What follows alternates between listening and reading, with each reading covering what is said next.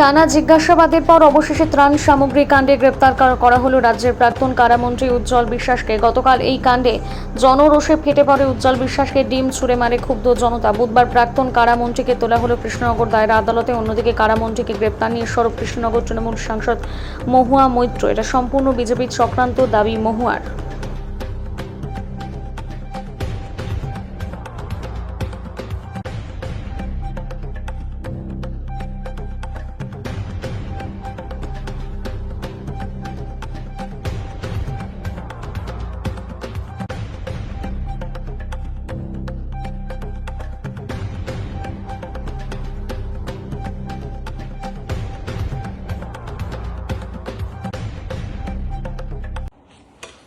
নমস্কার, আমি কৃষ্ণনগর কেন্দ্রের সাংসদ মহুয়া মৈত্র বলছি। কৃষ্ণনগরবাসী, নদিয়াবাসী এবং সমস্ত পশ্চিমবাংলার মানুষকে একটা ঘটনা নিয়ে অবগত করতে চাই। আজকে কিছুক্ষণ আগে, কয়েক ঘন্টা আগে, আমাদের কৃষ্ণনগর দক্ষিণ বিধানসভা কেন্দ্রের তিনবারের প্রাক্তন এমএলএ এবং রাজ্যের প্রাক্তন মন্ত্রী উজ্জ্বল বিশ্বাসকে পুলিশ অ্যারেস্ট করেছে। কি কারণে অ্যারেস্ট করেছে কি কেউ জানে না। বিষয়টা কি আপনারা জেনে রাখুন। 4 তারিখ যখন আমরা এমএলএ ছিলাম, আমি নিজেও এমএলএ ছিলাম, রাজ্য সরকার প্রত্যেকটা এমএলএ কোটায় ত্রাণের জিনিসপত্র দিয়ে থাকে, তিরপাল দিয়ে থাকে, বাচ্চাদের জামা কাপড় দিয়ে থাকে, তাঁতের শাড়ি, লুঙ্গি, ঈদ, দুর্গাপুজো এরকম উপলক্ষে দিয়ে থাকে এবং বর্ষার আগে দেয়। আমিও এমএলএ ছিলাম, আমিও পেয়েছিলাম। এগুলো আমাদের বাড়িতে হয়, যার গোডাউন আছে তারা রাখার তো জায়গা থাকে না এতগুলো জিনিস। এগুলো কই এমএলএ গোডাউনে থাকে, কারো বাড়ি থাকলে বাড়িতে থাকে। আর যখন বৃষ্টি পড়ে লোকে তিরপাল চাইতে আসে, এগুলো দেওয়া হয়। যখন ঈদ বা দুর্গাপুজো হয় তখন দেওয়া হয়। এখন এখানে আমাদের এমএলএ কোটায় এটা দেওয়া হয়েছিল, ইলেকশন হয়ে গেছিল ঈদের সময়। উজ্জ্বলদার বাড়িতে জিনিসপত্রগুলি ছিল, তিনি তো কালোবাজারে বিক্রি করেননি। 4 তারিখে একটা গভর্নমেন্ট অর্ডার বেরোয় এবং এটা এসডিও এবং বিডিওদের এই গভর্নমেন্ট অর্ডারটা বেরিয়েছে যে প্রত্যেকটা বিডিও এবং এসডিও যেন এমএলএ কোটার এই জিনিসগুলো প্রাক্তন এমএলএ থেকে বাড়ি থেকে এগুলো নিয়ে আসে। বিডিও এসডিও কিছু করেনি, কিচ্ছু করেনি। 4 তারিখের অর্ডার। 8 তারিখে উজ্জ্বলদা নিজে চিঠি লিখেছে টু দ্য বিডিও কৃষ্ণনগর 2 নিজে, এবং এটা কৃষ্ণনগর সদরে এটা রিসিট কপি রয়েছে। রাজা নামে কেউ সদরে এটা রিসিভ করেছে 8 তারিখ গতকালকে, এবং উজ্জ্বলদা লিখেছেন যে আপনারা এসে এই জিনিসগুলো আপনারা নিয়ে যান। সেখানে আজকের দিনে 9 তারিখে বিডিও অফিস থেকে গাড়ি এসছে এই জিনিসপত্রগুলো নিয়ে যাওয়ার জন্য।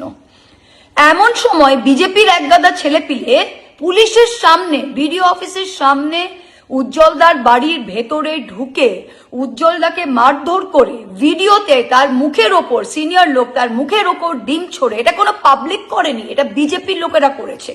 তারা তার উপর ডিম ছড়ে তাকে মারধর করে, বাড়ি ভাঙচুর করে। পুলিশ তখন তাকে ওখান থেকে নিয়ে যায়। আমি যখন পুলিশকে ফোন করি, পুলিশ তখন বলে না, উনাকে বাঁচাবার জন্য আমরা নিয়ে গেছি। উনাকে বাঁচাবার জন্য নিয়ে গেছো, আর যারা ভেতরে এসে মারধর করছে তাদের আপনারা কিছু করেননি।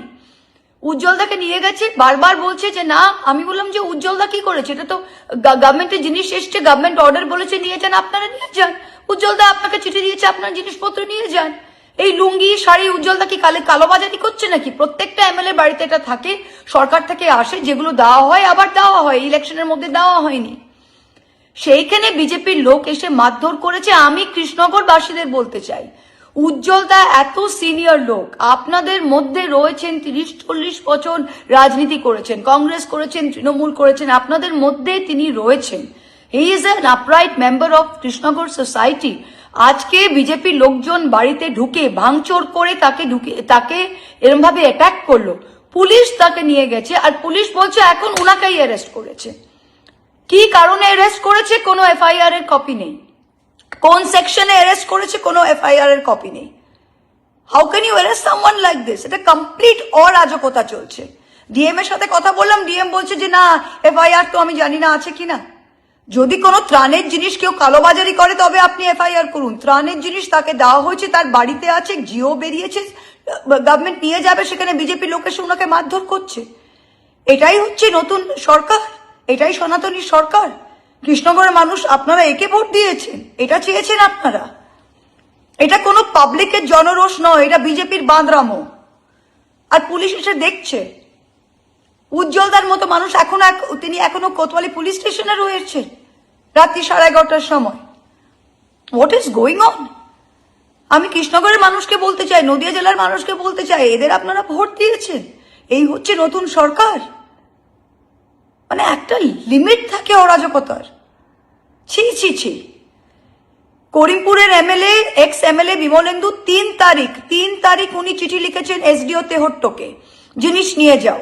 বিডিওকে ফোন করা হয়েছে, বিডিও করিমপুরকে গতকাল, তার আগের দিন, আজ নেব কাল নেব, এখন বলছে পরশু নেব।